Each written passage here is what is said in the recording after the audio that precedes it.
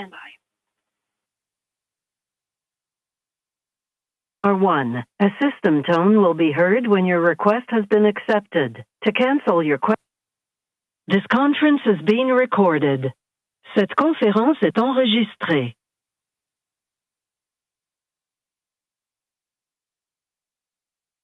Good morning, everyone. Thank you for joining us for this important update on Canada's response to the unfolding situation in Afghanistan. Bon matin tout le monde. Merci de joindre à nous pour cette mise à jour importante à propos de la réponse du Canada pour la situation en Afghanistan. On commencera avec quelques mots du ministre de l'Immigration, des Réfugiés et de la Citoyenneté, l'honorable Marco Mendicino. We're going to start with a few remarks from the Honorable Marco Mendicino, Minister of Immigration, Refugees and Citizenship. Over to you, Minister. Thank you, Alex. Good morning. Bonjour. I'm joining you from the traditional territories of the Mississaugas of the Credit and the Haudenosaunee, and I would like to acknowledge the presence of my colleagues, Ministers Monsef, Sajjan, and Garneau. Together, we will be providing the latest information on Canada's ongoing evacuation effort out of Afghanistan. This remains a very difficult moment for the people of Afghanistan. We are gravely concerned about the situation on the ground in Kabul, especially at Hamid Karzai International Airport. Despite the many challenges, Canada has rapidly reestablished our military presence in Afghanistan, resumed flights, and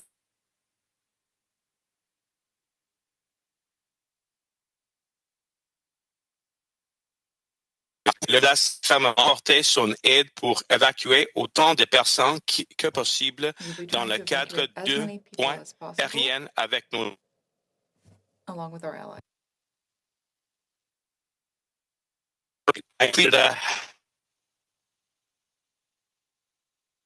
Sorry to interrupt you, Minister Mendicino, but it looks like your internet might be losing quality here. If it's possible to the last 3 days.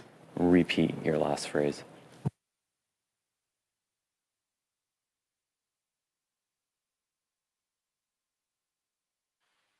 In the days since our last update, I am pleased to report that Canada has significantly accelerated the speed with which we have been able to get people out of Afghanistan. Take the last 3 days. On August 22nd, we evacuated 436 people. On August 23rd, we evacuated 506 people, almost half of which were children. And as of yesterday, on August 4th, we evacuated 535 people, which is the largest number of passengers on a single forces flight to date. In total, Canada has airlifted over 2,700 people out of Kabul. This number includes Afghan refugees, Canadian citizens, and PRs, as well as other nationals.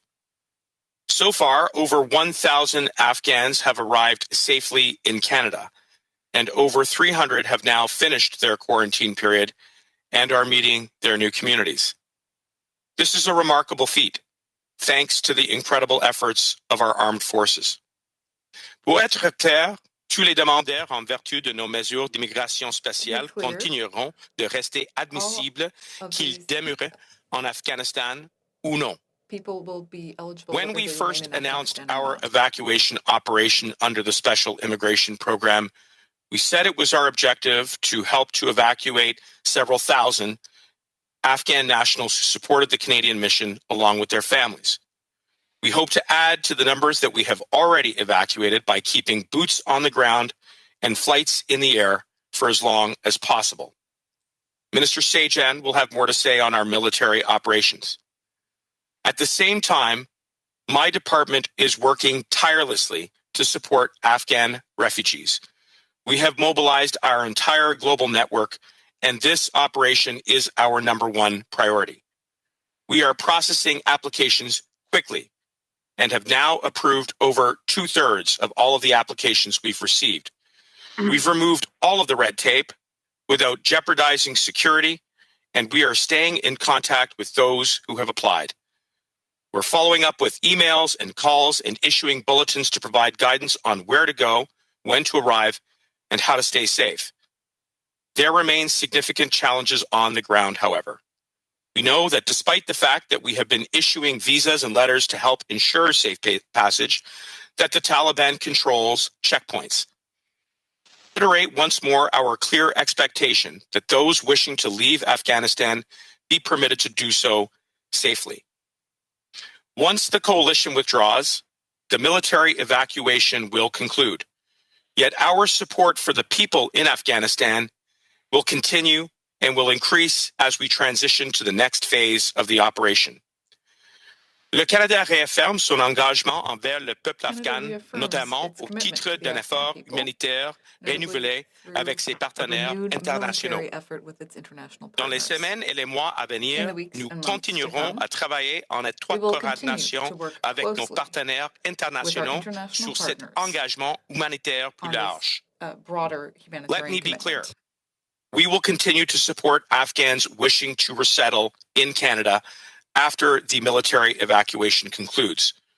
We will remain in communication with those who have applied under our immigration programs.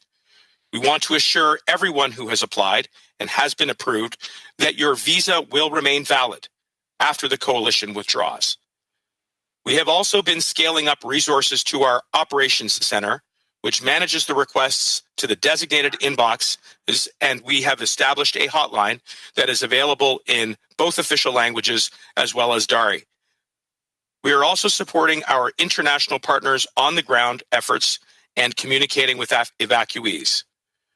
On the home front, my department is also doing extraordinary work to help get Afghan refugees settled once they arrive in Canada. You'll recall with my colleague, Minister Monsef, I welcomed the first Afghan refugees on August the 4th. Many others have arrived since then. And since the first 40 last week, over 300 have now finished their quarantine period. After leaving hotels, they're beginning to settle in communities across the country. I want to thank the settlement service community who have begun to help the refugees adjust to life in a new country. While we continue to evacuate as many people as we can, we are implementing our plan for the next stage of our operation. Our commitment to the people of Afghanistan will continue after the coalition withdraws. À cette fin, nous soutiendrons l'ONU dans la coordination d'une réponse humanitaire internationale immédiate dans la région, notamment d'un accès humanitaire sans entrave en Afghanistan, et le Canada contribuera à cette réponse. Nous poursuivrons également notre étroite collaboration avec les pays voisins et alliés de la région afin de soutenir les réfugiés afghans et leurs communautés d'accueil dans le cadre d'une réponse régionale coordonnée à long terme. 2 weeks ago, Canada became the first country in the world to announce a humanitarian program that will welcome vulnerable Afghans who've been forced to flee their own country. This work will focus on women leaders, human rights defenders, religious and ethnic minorities, including Sikhs, Hindus, and Hazaras, LGBTQI individuals, journalists, and others. We're also reuniting family members of those who assisted Canada and are prioritizing the processing of family reunification applications of immediate family members of Canadians, permanent residents, and protected persons. As part of that, we will cooperate together with neighboring and other countries in the region on our support for Afghan refugees and host communities as part of a coordinated long-term regional response. We will continue to coordinate closely on this, and we expect all parties to continue to facilitate and ensure the safety of humanitarian and medical personnel and other international service providers. We'll cooperate together and with neighboring and other countries in the region hosting refugees on an approach that ensures safe and legal routes for resettlement.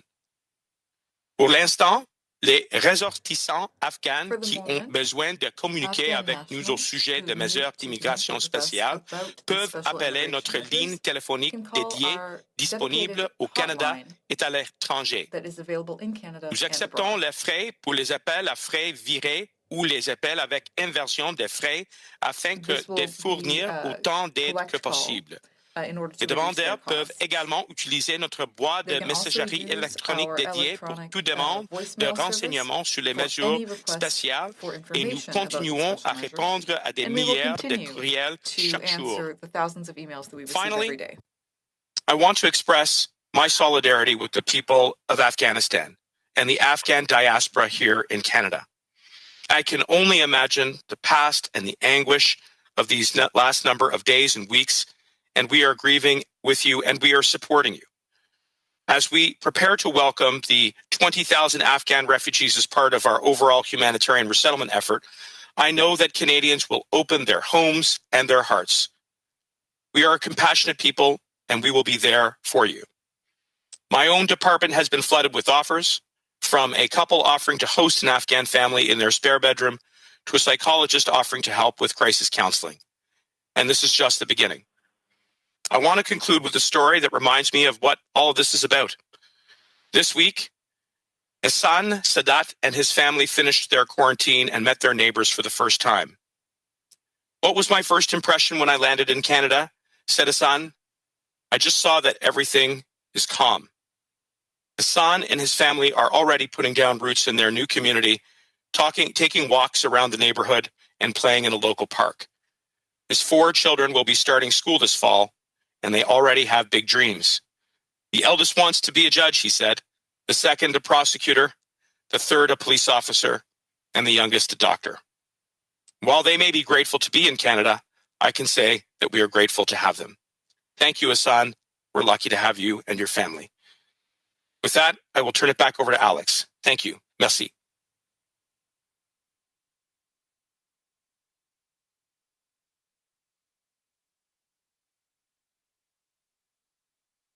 Thank you, Minister. Merci, Monsieur le Ministre. On passera la parole maintenant à l'honorable Harjit We'll now de la give the floor Défense to the Honourable nationale. Harjit Sajjan, Minister of National Defence. Minister of National Defense. Go ahead. Good morning.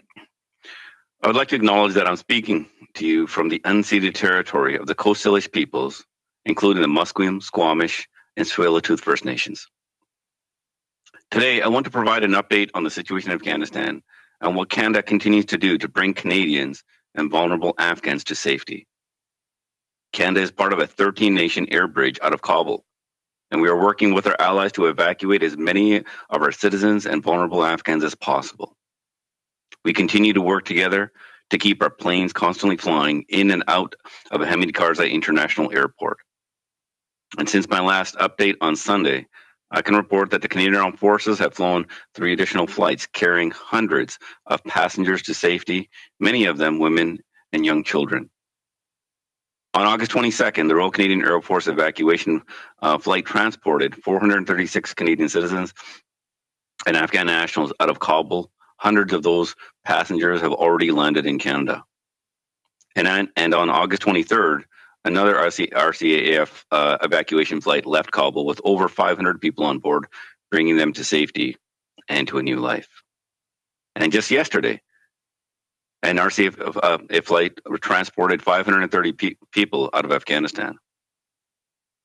We've been working with our colleagues at Immigration, Refugees and Citizenship Canada and Global Affairs Canada since early August.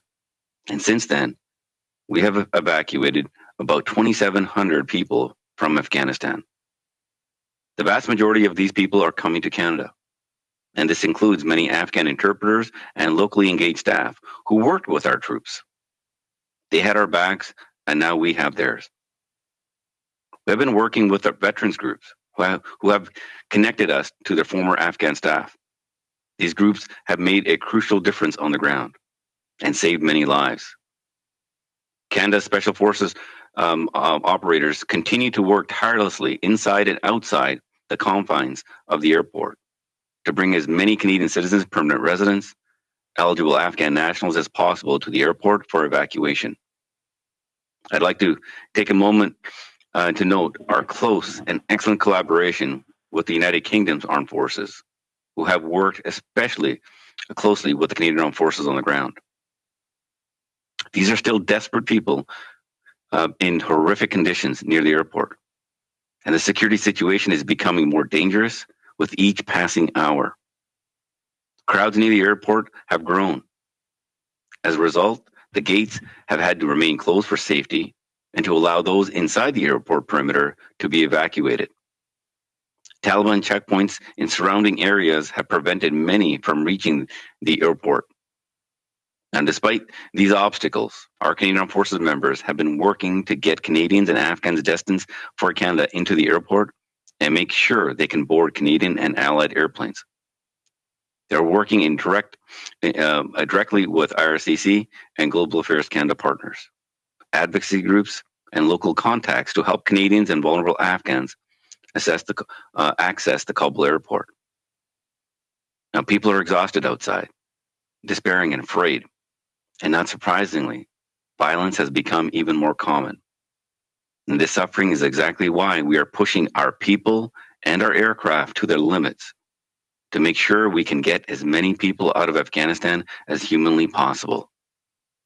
And over the past week, I've spoken twice with the U.S. Secretary of Defense, Lloyd Austin, and I would now like to provide an update on Canada's collaboration with our American allies.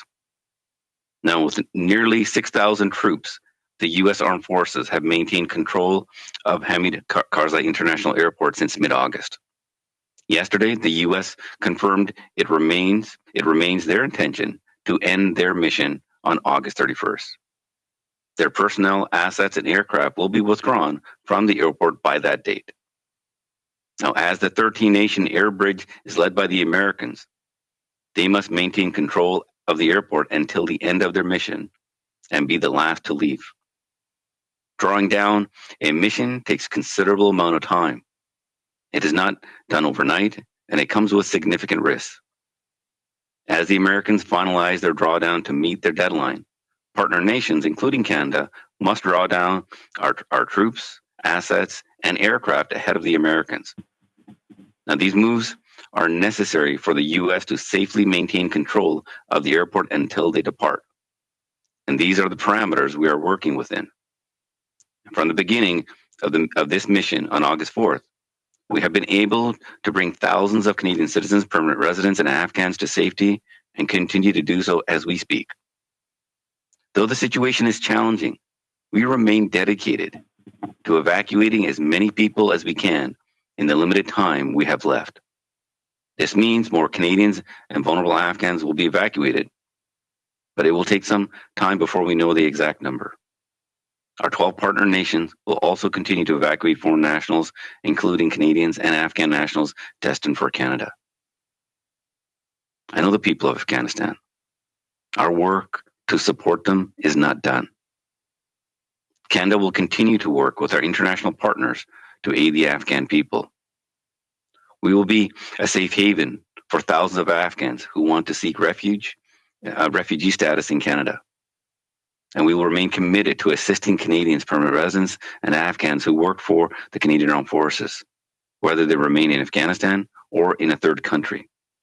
We will remain in contact with them and be ready to provide support.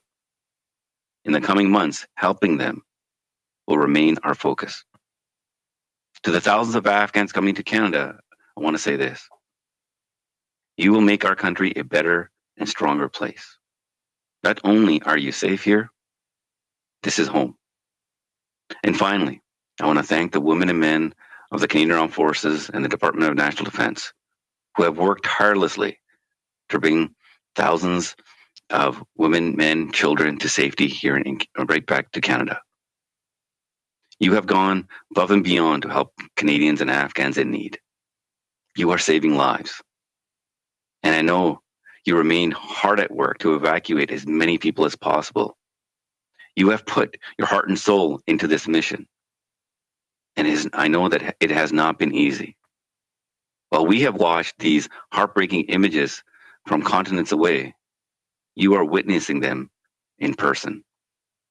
But despite the adversity, you are accomplishing your mission. You represent the best that Canada has to offer. On behalf of all Canadians, thank you for your service and your courage. Merci beaucoup.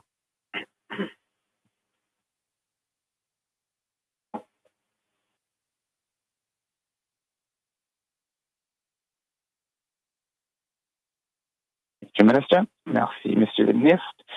En passant la parole maintenant à l'honorable Marc Garneau, Ministre des Affaires étrangères. I'll now pass things over to the Honorable Marc Garneau, Minister of Foreign Affairs. Go ahead, Minister. Thank you, Harjit, and thank you all for joining us here today for an update on our operation to evacuate in Afghanistan. Every day we see images and hear heart-wrenching stories of Afghans desperate to leave, to escape the violence and retribution that many now fear will come. Our hearts go out to them. Many are putting themselves at great risk to make a perilous journey to the airport, carrying with them little more than the hope of simply getting on an airplane. They need our help. From day one of this operation, we have been committed to evacuating as many Canadians, permanent residents, and vulnerable Afghans as possible for as long as possible.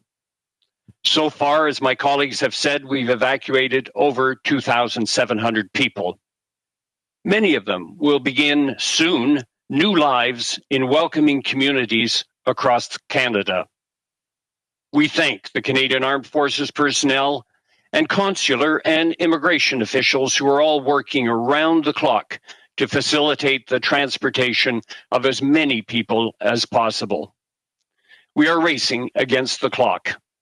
The situation on the ground is deteriorating rapidly, and the security risks associated with our efforts are rising as the final departure date approaches. As we work with our allies to operate evacuation flights through the US-controlled air bridge at the airport in Kabul, we call on the Taliban to ensure safe and unrestricted access to people transiting to the airport. Alors que nous travaillons avec nos alliés pour faire exploiter les vols d'évacuation par le pont aérien de l'aéroport de Kaboul, contrôlé par les États-Unis, nous demandons aux talibans de garantir un accès sûr et sans restriction aux personnes qui tentent de se rendre à l'aéroport. Ils doivent permettre aux ressortissants étrangers et aux Afghans vulnérables de quitter le pays en toute sécurité. Pour l'avenir, notre engagement envers l'Afghanistan et le peuple afghan se poursuivra bien au-delà de l'opération actuelle. Nous nous sommes engagés à réinstaller de façon permanente 20 000 Afghans qui risquent de subir des représailles, que ce soit en raison de leur lien avec le Canada, qu'ils appartiennent à certaines minorités ou à la communauté LGBT, ou en raison du travail qu'ils ont accompli pour faire progresser les droits de la personne et l'éducation, en particulier pour les femmes et les filles. Au cours des semaines et des mois à venir, nous continuerons de coordonner nos efforts avec nos alliés afin de fournir tout le soutien possible aux Afghans vulnérables ainsi qu'aux citoyens canadiens et aux résidents permanents qui se trouvent toujours en Afghanistan. Nous travaillons également à déterminer quelles options pourraient être disponibles lorsque les vols d'évacuation militaire ne seront plus possibles. Cela comprend le passage par un pays tiers pour ceux qui trouveront un autre moyen de quitter le pays. Nous avons demandé à nos missions de se tenir prêtes à les aider. Nous leur fournirons une assistance consulaire où qu'ils se trouvent. Notre priorité est toujours d'assurer la sécurité des Canadiens et des résidents permanents et de les ramener chez eux. Nous n'arrêterons pas tant que nous ne pourrons pas les ramener en sécurité. Nous serons là pour eux. Merci. Et je passe maintenant la parole à ma collègue, la ministre Monsef. Merci, Marc. Bonjour, Anin. Salam alaikum. Good morning. Salam mahsus be azizane saburo dogdide Afghan. A few days ago, I convened a conversation with a group of Afghan Canadians here in Peterborough, Kawartha. We met virtually, as well as Afghan diaspora in the region. We spoke about the concerns and the fears they had for their loved ones who are still stuck in Afghanistan. We spoke about the many loved ones who have already left Afghanistan to countries in the region waiting for their turn at safety. We spoke about the survivor's guilt that comes with being among the lucky ones who get to make it out of those conditions. And we spoke about how we as Afghan Canadians could step up and ensure that those who do arrive on Canadian soil are met with compassion, with kindness, and are able to start their new life here in Canada while writing the next chapter of Afghanistan's story. In the coming days, we will continue to provide updates to Afghan diaspora here in Canada. We'll need your leadership, your expertise, and your guidance as we move into the second phase of this operation to begin the resettlement of tens of thousands of Afghans who have already made their way out of the country or are about to process them and to bring them onto Canadian soil. Your help and your guidance will be key to the success of this next phase. As we begin this very difficult chapter, I do want to give special thanks to my colleagues here today, to their teams, and of course to the women and men in our special forces. I know that they've not slept much over the past 10 days particularly, that they've received calls at all hours of the night and the morning from folks frantic, in desperation, and seeking their support. And they've left no stone unturned. Because of them, thousands will begin their new lives, and because of them, we'll stay true to our promise of doing everything we can to get as many Afghans out of the country as possible, and to work with our international colleagues to provide humanitarian support and help the country rebuild. I want to take this opportunity to speak to our brothers, the Taliban. We call on you to ensure the safe and secure passage of any individual in Afghanistan out of the country. We call on you to immediately stop the violence, the genocide, the femicide, the destruction of infrastructure, including heritage buildings. We call on you to return immediately to the peacekeeping table, to the peace deal that was negotiated, and to ensure women and minorities' voices are part of that discussion in a meaningful way. The future of Afghanistan is uncertain.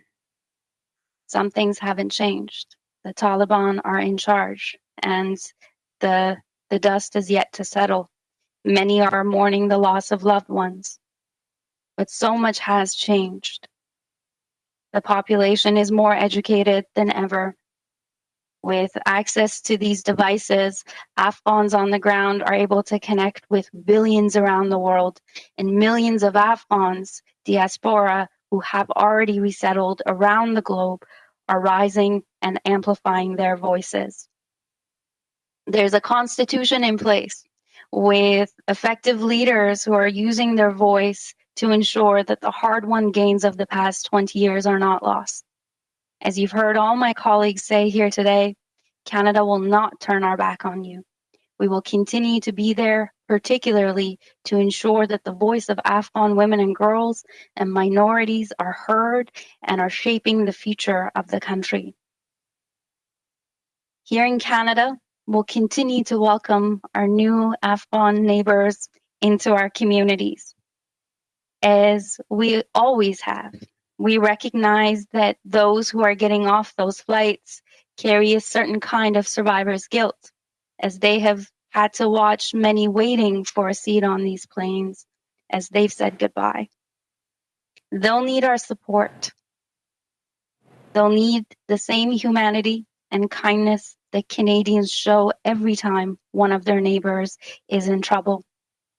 They will help be part of Canada's story, and I know that Canada will continue to be there to help Afghans write the next chapter of their story. Tashakkur, merci, miigwech. Over to you, Alex. Thank you, Minister. Merci, Madame la Ministre. En passant maintenant à la période des questions. We will now move to the press conference portion of the event. We'll go begin with the first question. Over to you, operator. Thank you. Merci. Please press star 1 at this time if you have a question. S'il vous plaît, appuyez sur étoile 1 maintenant pour poser une question. There will be a brief pause while participants register for questions. Il y aura un court délai vous permettant de vous enregistrer dans la file d'attente. Merci de patienter. We thank you for your patience. Our first question is from Danielle Cadjo from Radio-Canada. Please go ahead. À vous la parole. Oui, bonjour. Donc, Danielle Cadjo, Radio-Canada. Yes, J'avais une good question morning. pour le ministre Sajjan. J'aimerais Minister savoir Sajjan. s'il a réellement suspendu sa campagne électorale, s'il vous plaît. I'd like him to give us an update on his personal election campaign, please.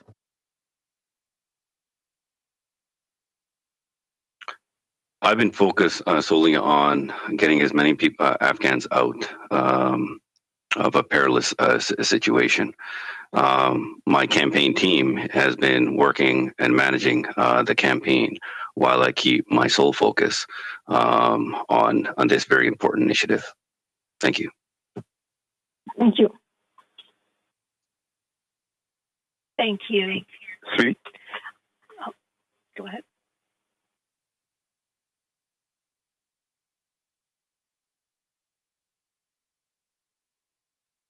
Il n'y a pas de suivi. On procédera maintenant à la prochaine question. We'll go to the next question. Operator. Thank you. Our next question is from David Lundgren from Reuters, Ottawa. Please go ahead. À vous la parole. Yes, thank you. Minister, the front page of the Globe cites a government official as saying there's only a few days left for, at best, for the rescue mission in Afghanistan. Could you please give us more of a detailed timeline of just how many more days Canadian forces are going to be able to effectively work in Kabul? Minister Sajjan, that is, yeah. No, as we would have liked to have stayed beyond the 31st deadline, but as you know, that this decision has been made by the Americans, and as we work very closely with our allies, especially the U.S., as I stated in my remarks, who controlled the air bridge, and now we'll be making the detailed plans for the safe withdrawal. And we will try to evacuate as many people until that time comes. The situation is changing literally by the hour. I'll be getting a detailed briefing shortly on the withdrawal plan. But one thing I can assure you that we will continue to bring out as many Afghans as possible as this withdrawal plan is outlined. And secondly, if I may, there is I'm seeing reports on Twitter of Canadian forces supposedly ignoring Afghans in ditches who are trying to get into the airport. Can you talk about these alleged reports of Canadian forces perhaps not doing all they could? One thing I can assure you and all Canadians that our Canadian Armed Forces personnel on the ground have put their heart and soul into this mission. And they have done amazing things and been extremely creative to get as many Afghans out. And I urge you and all Canadians, when it comes to these images, is to look at the various contexts of what they're operating in. We have Canadian troops that have to provide security, while other Canadians are actually trying to bring Afghans inside the airport. And I can assure you, the Canadian Armed Forces personnel have done everything and are doing everything in their power to bring as many Afghans to safety. Thanks, David. We'll now go to the next question. Operator. Thank you. Our next question is from Mike Blanchfield from the Canadian Press. Please go ahead. À vous la parole. Yes, so after the military withdrawal and Canada continues to be involved, how are we actually going to be able to help Afghans in the country, especially vulnerable women and other people who've tried to build the country, as well as the interpreters and the others that we can't get out? I mean, you're able to have limited effect now with troops at the airport when they're completely withdrawn. How do you go into this next phase and actually do anything? Well, I can begin by answering that and then passing over to my colleagues for some additional perspectives. But first, I just want to begin by reassuring you and everyone that my department has been working literally 24/7 to provide support to those Afghans who are on the ground right now. And indeed, there have been many distressing reports about the difficulties that they are encountering to get into the airport. Let's be clear about who is creating those impediments and why it's so difficult. It's the Taliban and the checkpoints. And as my colleague said, we reiterate our expectation that those Afghans, particularly those Afghans who are eligible under our immigration programs to come to Canada, be allowed safe passage to do so. We're now going to be moving into the next phase of this operation, which is to provide support to Afghans after the coalition withdraws by maintaining contact with them through emails, through phone contacts, which we have accumulated throughout the course of this operation. We're also going to be working very closely with regional and international partners to stand up the third country resettlement program, which we spoke about launching. Canada was the first country in the world to set up a humanitarian program of this kind, focusing on women and girls, LGBTQI, religious minorities, and other targeted vulnerable groups. We are going to stand that program up so that those who continue to flee Afghanistan will have an opportunity to be resettled in Canada. And finally, the way in which we are going to support those Afghans who are going to have the opportunity to come to Canada even after the coalition has to withdraw is by mobilizing civil society. And here, as I have said, as other colleagues have said, we have seen an outpouring of support. And so I encourage all Canadians, whether you are in business, whether you are in a faith community, whether you are a community leader, or whether you're just an individual, please reach out. We need your support right now because we are going to be welcoming these Afghans, and this can be another national moment for Canada where we show support for in the wake of this humanitarian crisis. If I may, I'll just add to amplify some of the things that Minister Mendicino said. Let's be very, very clear. We're moving into the next phase once the air bridge operations are no longer possible. Call it phase 2 if you want. We will first and foremost be maintaining communication with all those that are in the country and that want to leave the country. And as you heard yesterday, the G7 met, and they will be pressing their number one point to the Taliban, that they must allow those who wish to leave the country to be able to do so in security and peacefully. Having said that, there will also be those that may choose to leave the country by other means and will end up in neighboring countries. And our Canadian embassies and consulates will be there, fully primed to deal with their requests for the special immigration measures. So we are going to continue to be there for all of those who seek to leave the country in the coming months. Yeah. Hello? Yes. What are you doing now? What is Canada doing? What is the G7 doing to actually talk to the Taliban and have diplomatic relations and get this message across before you leave militarily and have absolutely no leverage? So first of all, I think it's incorrect to say that there's no leverage. Secondly, the G7 met yesterday or the day before, and we are working together to develop the necessary approach that we will take towards this Taliban regime in the coming days, and to put down in front of them very important markers with respect to how they have to treat Afghans that want to leave the country. There will be discussions with the Taliban. They are the regime that is in place in the country, and all of this will unfold in the coming days.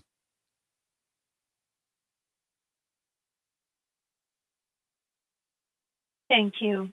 Our following question is from Olivia Stefanovic from CBC News. Please go ahead. À vous la parole. Good morning. My questions are for Minister Sajjan. Specifically, I'm wondering if you can tell us how many flights does the military have left to go in and out of the airport in Kabul? And when exactly is the last flight scheduled? Which day? I can't answer that question just yet. Our troops on the ground are leveraging every possibility that they can to get as many flights from ourselves, but also working closely with our allies. I'll be getting a detailed briefing shortly, and one of the things that I try to do is not try to pepper our folks with the for information, allowing them and the flexibility to keep working as quickly as possible, because ultimately what we're trying to do is get as many people out. I will have more information on this shortly, and we will be able to push it out as quickly as we know it.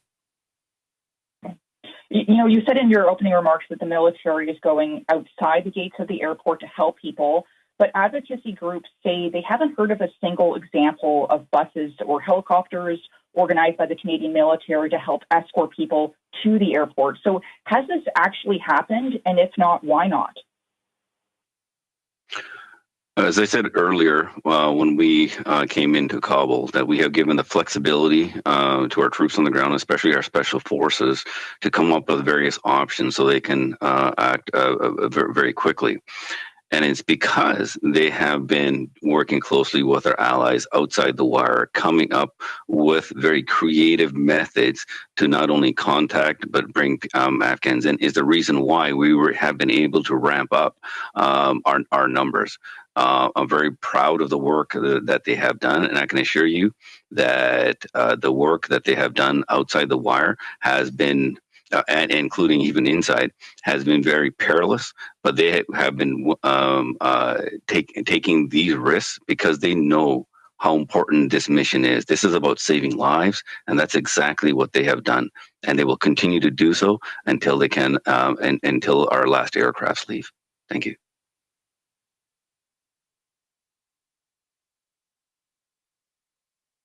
Thank you. Our following question is from Tina Romito from CTV National News. Please go ahead. À vous la parole. I'm wondering if you can follow up, Minister Sajjan, on the question that my colleague just asked about the buses. I mean, you haven't actually said if there is an intent for Canadian forces to go outside the wire and start bringing Afghans to the airport with buses. Is that the plan, and when would that start? So when it comes to how our Canadian Armed Forces operate on the ground, it's up to them to decide how to do it effectively and safely.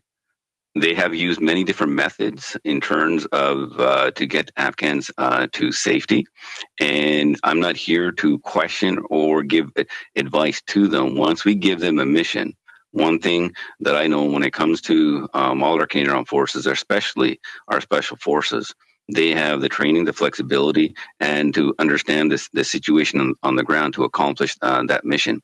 And it's because of this they have been able to bring as many Afghans out safely as possible.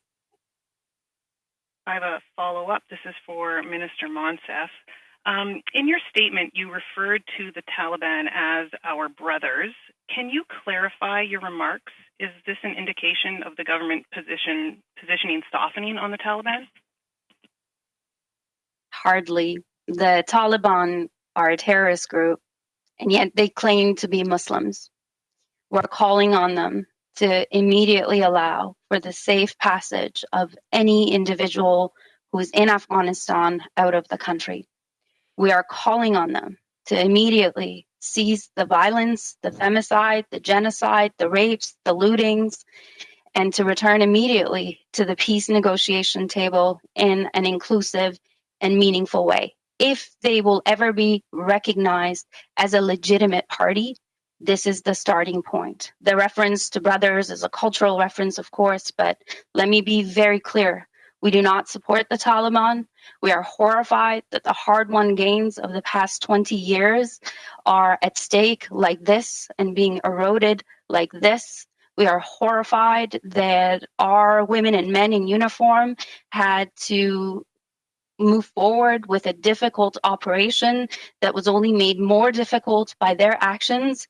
and deeply disappointed that their threats of ongoing violence have led to the international community, particularly the Americans, saying we're going to leave on the 31st due to these threats of violence.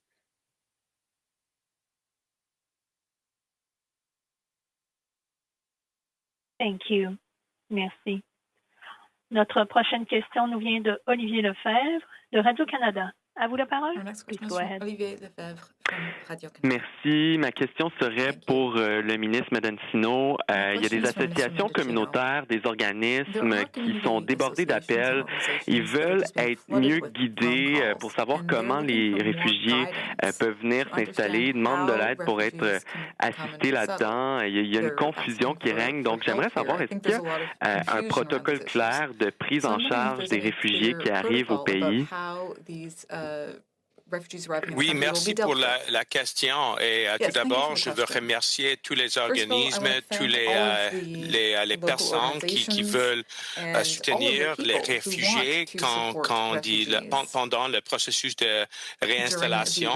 Je pense que nous avons un moment maintenant pour galvaniser tout l'appui, tout le soutenir partout au Canada pour soutenir les Afghans qui viennent ici. Oui, il y a un protocole, oui, il y a quelques points d'accès dans mon département, dans tous lesquels qui sont une partie de cette opération.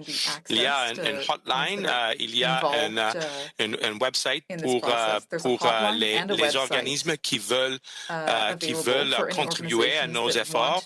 Mais je vous rassurer que mon département fait l'outreach à tous les organismes en partnership pour commencer ce travail maintenant. Et ce travail a commencé avec le processus d'accueil des réfugiés qui avaient déjà arrivé au Canada. Et il y a beaucoup de travail de faire. Donc, on va continuer en étroite collaboration avec eux pour avancer notre bout de réinstaller tous les réfugiés qui viennent d'Afghanistan. Parfait, merci. Ma prochaine question serait pour le ministre Garneau. Donc, on parle de 2700 personnes évacuées. Il reste une semaine. Vous n'êtes pas avancé sur de chiffres exacts, mais au rythme où on va, est-ce qu'on peut espérer sortir environ, par exemple, 3000 personnes de plus d'Afghanistan d'ici le 31 août? Merci pour la question. Et comme le ministre Sajjan l'a clairement indiqué, ça va dépendre de combien de vols il nous reste avant qu'on devra arrêter, cesser les opérations d'évacuation. Alors pour nous, on va être capable d'en faire autant que c'est possible d'en faire avant que ce soit nécessaire de terminer ces opérations-là. Alors je ne peux pas vous donner de chiffre final. Il y a toujours la possibilité que certains de nos candidats et candidates puissent être sur d'autres vols également. Alors le chiffre final demeure à déterminer. Merci. On passe maintenant à la prochaine question. Merci. Once again, please press star one at this time if you have a question. De nouveau, n'hésitez pas à appuyer sur étoile 1 maintenant pour toute question ou commentaire. Our next question is from Lisa Laflamme from CTV National News. Please go ahead. À vous la parole. Yes, good morning. Thank you for taking our questions. As we all know, it's been another harrowing and demoralizing night for the Afghan families, the babies, the grandparents who spent well over 24 hours waiting in that swampy water, waiting to just catch the attention of Canadian forces that were on that retaining wall, only essentially to be ignored. So I'm hoping you can be specific. Were our troops instructed not to engage with those trying to present their official documents standing in that swamp? What specifically was the role of Canadian troops that they were not at any of the official gates? No, Lisa, the situation as you described is extremely dire on what the Afghan families are going through outside the gate. in any type of high threat environment. Our troops have a variety roles that they play. Some are directly involved with providing security alongside our allies so that the important work of helping Afghans come inside. And then you have also Canadians who are doing the work of identifying, greeting, and getting people inside. This is a very complex and one of the most complex operations that can be done in this type of environment, and trying to do it safely. But one thing I can assure you that the Canadian Armed Forces have been taking every opportunity they can in trying to get as many Afghans with the Canadian papers inside to the airport and eventually evacuated to Canada. I think we recognize the complexity of this. Again, I'm still very unclear based on, I can't even tell you how many Afghans I've actually spoken with who experienced this again overnight. It's days now that no Canadian has met them at a gate, has been even visible at a gate. So are you confirming today that there are more flights, or is this over? It's still unclear to me. As I stated in my remarks, the situation has been extremely fluid and changing literally hour by hour. At times, and now the gates have been closed so that the people inside the airport could be evacuated safely. These are decisions that are being made on the ground to get as many people out. Our Canadian Armed Forces members are working with our allies, taking every opportunity they can in trying to bring people inside, even in this security situation. And they will not stop until the last flight has left Kabul. Thank you. Following question. Notre prochaine question est de Mélanie Marquis de la presse. À vous la parole, please go ahead. Merci. Bonjour, ma question est pour le ministre Garneau. Je m'excuse, j'en ai manqué un bout. Je présume que CBC a posé une question sur sa propre histoire. Mais CBC rapporte que le Canada a seulement 24 à 48 heures pour sortir des avions, donc faire décoller des avions de Kaboul. Pouvez-vous donner un petit peu plus d'informations là-dessus? Could you give any specific information about that? Merci, Mélanie, pour la question. Et comme le ministre Sajjan l'a clairement exprimé, en ce moment, on continue de prendre toutes les occasions possibles d'évacuer avec nos vols canadiens des Afghans vulnérables et des citoyens canadiens. On va continuer de le faire aussi longtemps que c'est possible. On ne peut pas vous donner une réponse spécifique en ce moment sur quand s'arrêteront les vols, mais pour nous, on est prêt à continuer pour aussi long que possible. Par contre, vous devez savoir, comme le ministre Sajjan l'a clairement dit, que les Américains ont l'intention d'évacuer le 31 août. Alors, cela veut dire que les autres alliés, il y en a 12 autres qui doivent évacuer auparavant. Alors, ça va mettre un terme au vol que nous allons pouvoir avoir pour sortir des Afghans, mais la date et le moment précis restent à déterminer. OK. Puis, en suivi, est-ce qu'il y a des possibilités, par exemple, que des réfugiés, des gens qui souhaitent fuir l'Afghanistan, le fassent par voie terrestre et ensuite qu'on puisse aller les récupérer dans des pays limitrophes à l'Afghanistan. Et puis, également, juste préciser, je suis pas certaine de comprendre pour les dates, M. Trudeau, est-ce qu'on était prêt à rester au-delà du 31 août? M. Garneau, pouvez-vous nous dire, ça veut dire quoi rester? Ça veut dire des soldats qui restent? Ça veut dire des vols qui partent encore? Alors, le premier ministre a clairement dit ce que vous avez dit, mais il a ajouté si les circonstances le permettaient, si la sécurité pouvait être assurée. Comme vous le savez, comme le ministre Sajjan vient de le dire, en ce moment, les États-Unis planifient sortir d'ici le 31 août. Concernant la possibilité d'aller dans un tiers pays, un pays limitrophe, oui, absolument. Si des Afghans vulnérables sont capables de sortir de l'Afghanistan et se rendre dans des pays avoisinants, nos consulats et nos ambassades sont déjà prêts pour les accommoder et de s'occuper d'eux avec l'éventualité de les ramener au Canada. Alors, on sait que ça va être un mécanisme, une source d'Afghans qui auront décidé que c'est plus sécuritaire pour eux d'essayer de quitter le pays par voie terrestre. Alors, on va être prêts quand ils vont arriver dans ces pays limitrophes.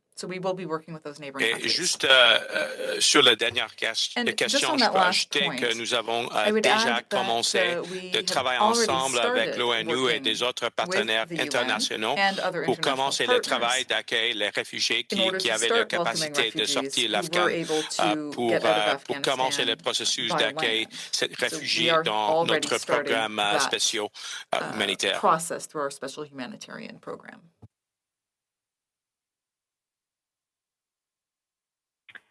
Merci. Thank you. Our following question is from Tom Korski from Blacklock's Reporter. Please go ahead. À vous la parole. Thank you. For the Minister of Defense, please. CSIS on January 21, 2019 had a report. It's a public document. It's called Afghanistan, the Precarious Struggle for Stability. Minister, CSIS correctly predicted once U.S. forces announced their withdrawal, the Afghan army would not fight. The government would collapse, quickly collapse, quote unquote, because it was weak and corrupt. The Taliban would seize power. I don't know if you read the report, but we know that the embassy and your department could not have acted on it, though you've known about this report for 2 years and the American withdrawal for 4 months. There were no flights in April, May, June, July. How do you explain this?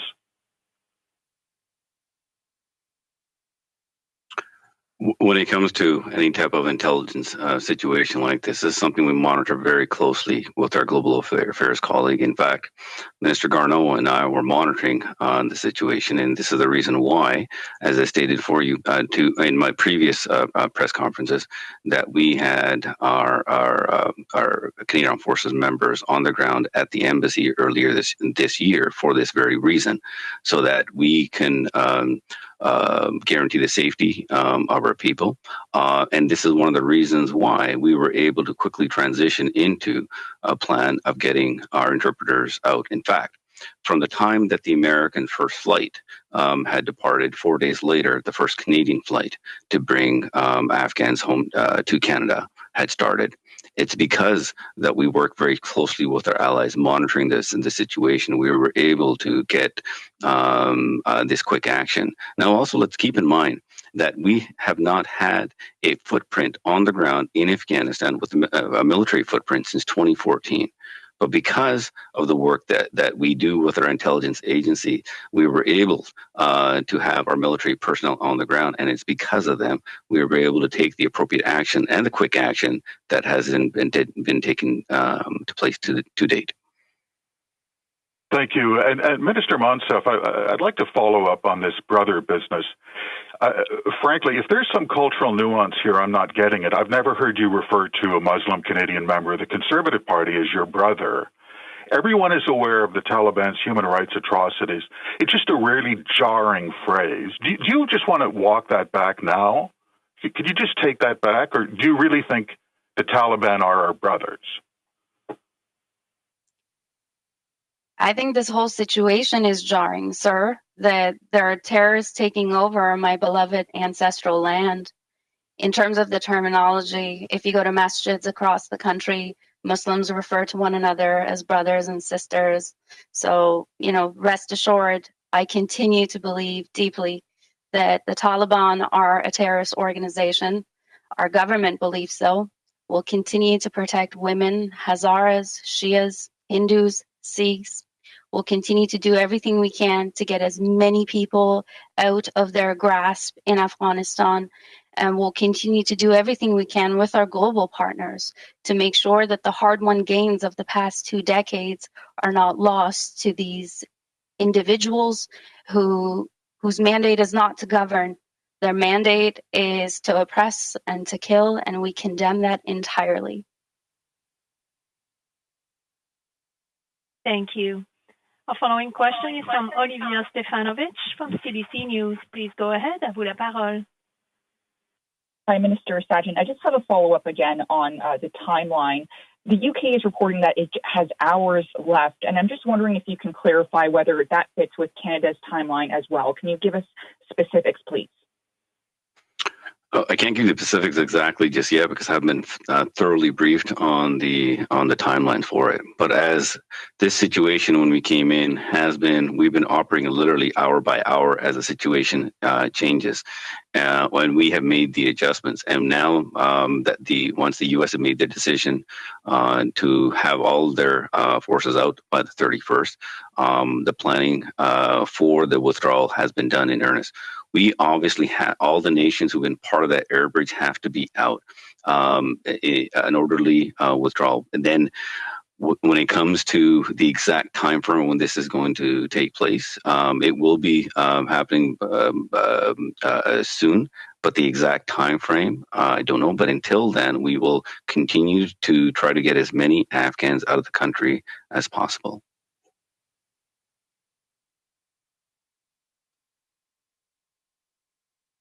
Follow-up, William? Thank you. We have no further questions registered at this time. Oh, we do. I'm so sorry. We do have a question from Lisa Laflamme from CTV National News. Please go ahead. À vous la parole.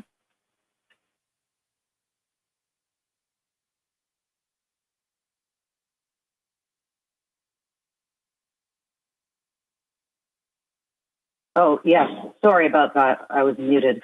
This is to Ministers Sajjan and Mendicino. You received an email on July the 8th from 3 of our top retired generals who were in the fight with you, Minister Sajjan, in Kandahar province, July the 8th, that the situation was spiraling out of control. There was no outreach until August 17th. This sort of plays to Tom's question, but were you distracted planning for a snap election from July 8th until August 17th and not focusing on the crisis at hand that was building to suggest that there was just what looks like now an 11th hour attempt to try to do something to get these people out that had done so much for our troops, Canadians?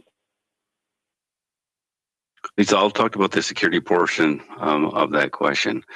As I stated earlier, we've been monitoring the security situation. It's the reason why very early on we actually had our troops, our special forces in Kabul at the embassy to making sure that the safety of our personnel could be guaranteed.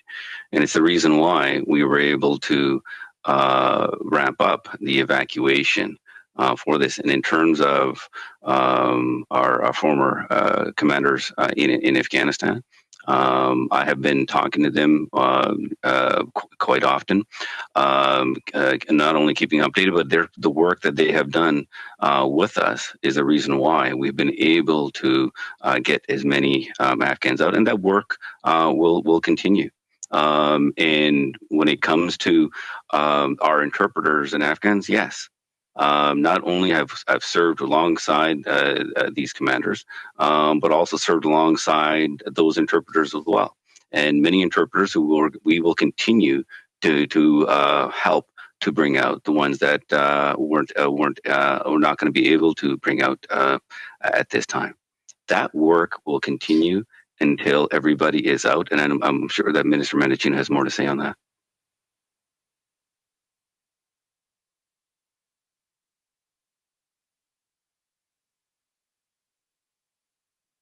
Thank you. Yes, thank you for just add to that, Lisa, that in addition to to evacuate over 2,700 people in a short period of time, that has been a safe haven for years. we stood up a special immigration program, which helped to resettle roughly 800 interpreters nearly a decade ago.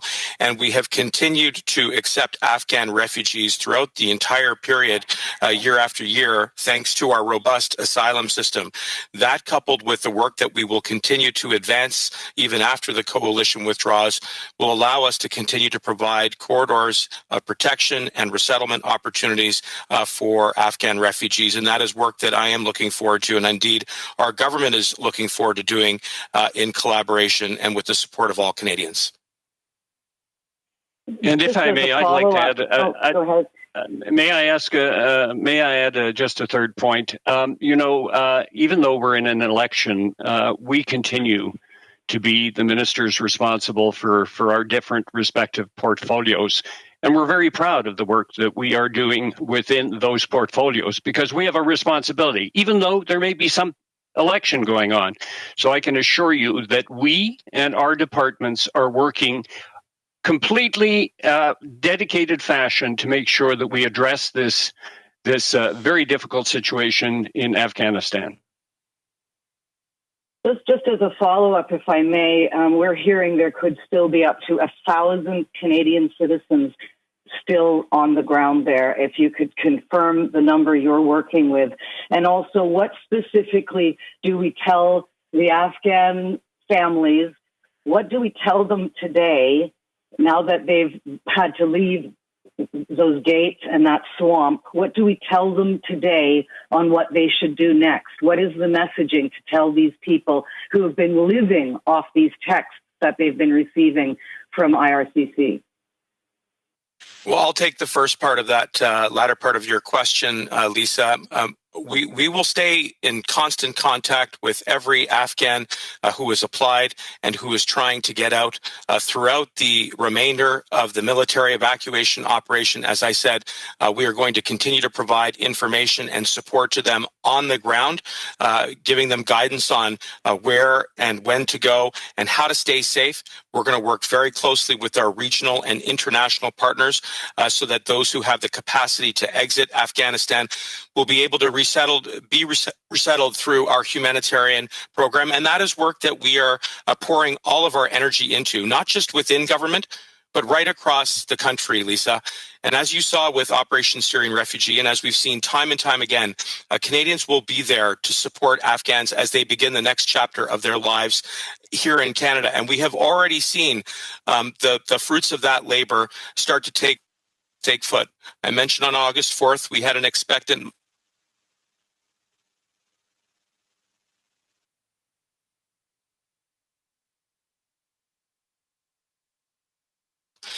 in addition to that, we're now seeing families take root in their that we do in Canada.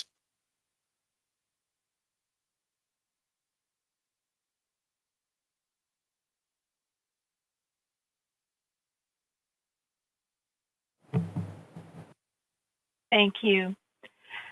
Following question is from Marc-André Cossette from Global News. Please go ahead, à vous la parole. Yes, thank you. This question is perhaps best directed to Ministers Garneau and Sajjan. I just want to pick up actually on Lisa's question. Ministers, do you believe that any Canadian passport holders, Canadian citizens, have been or will be left behind by August 31st? What risk is there that that could happen? I can start with that. There is the possibility that we're not going to be able to bring everyone that we want to when the air bridge stops. But our commitment continues and will remain a strong commitment to get those Canadians, permanent residents, their families, and vulnerable Afghans out of the country. And that is going to be the focus of our efforts in phase two, and we've spoken about quite a bit up until now, and that will remain our priority in the coming months to ensure that we are able to get them out and to also meet our commitment of 20,000 Afghans. The only thing I'll add to that is that our Canadian Armed Forces have taken extraordinary measures to get as Canadian citizens out. I don't have the numbers, but the type of work that they have planned and executed to bring Canadian citizens back to the airport has been actually quite amazing. But that work will continue, as Minister Garneau has said.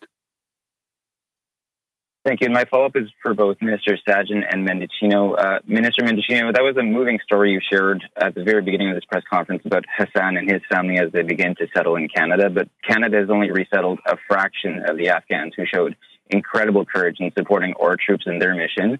Time is running out to get them out, as we know. So what do you say to all those Afghans and their families who we may well leave behind in harm's way under Taliban rule? That we're going to continue to exhaust every effort to get you out. And that all of the government is focused squarely on that priority and that goal. And that even after the coalition withdraws, we will continue with that mission by providing you with information and support so that you can get out and start the next chapter of your life. I shared that story at the beginning because it offers hope and optimism and motivation for Canadians who I genuinely believe will galvanize and rally around the common cause of offering the people of Afghanistan an opportunity for a better of life. And that is precisely what every single day, and we'll continue to do that. And the Canadian Armed Forces will be ready to support the next phase of this operation. Thank you, Minister. On passera maintenant à notre question finale. We'll now go to our last question. Thank you. Our last question is from Robert Fife from the Globe and Mail. Please go ahead. À vous la parole.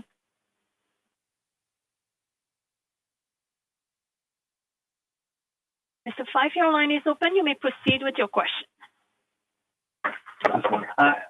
Hi, sorry. Minister Sajjan, we're only, as you know, we're only days away from the flights being stopped because the Americans are going to have to get their soldiers out and equipment out. Can you tell us what is the priority now be given in the next couple of days to people with Canadian passports and not Afghanis who've had special visas to get out? Because we're hearing people on the ground saying the priority now is to get people with Canadian passports or a permanent residence out first. The tactical decisions are left to the commanders on the ground. Of course, we have a responsibility to our citizens and to our permanent residents. And I can assure you that our Canadian Armed Forces members are doing everything in their power to get our Canadian citizens, permanent residents, and also vulnerable Afghans to safety. Minister, Lisa and other people have raised the very disturbing video of panicked people wearing red and have documents to get out of to get into the airport, and they are being ignored by Canadian soldiers. I think you've tried to defend this, but how is it defensible that you have three soldiers with people in dirty ditch begging to get into the airport, and they're being ignored by Canadian soldiers? The videos don't lie, sir. No, that is a heart-wrenching video that we have seen, and there's many examples of where our Canadian Armed Forces are doing the tremendous work to take Afghans to safety in a high-threat environment where not just you have the Taliban, but you also have Daesh fighters within the mix. The security is absolutely paramount. And all this will be looked at and reviewed. Lessons will be learned. And anybody who's worked in a high-threat environment in Afghanistan or anywhere else, you have to establish security first. As heart-wrenching as those images may be, that security is what allows that work to continue to bring as many people in. Every time there's a security situation that occurs, that actually slows down the opportunity to bring as many Afghans to safety. Nonetheless, all these things will be reviewed, and I can assure you, every single Canadian Armed Forces members who have been there have poured their heart and soul into bringing as many Afghans to Canada.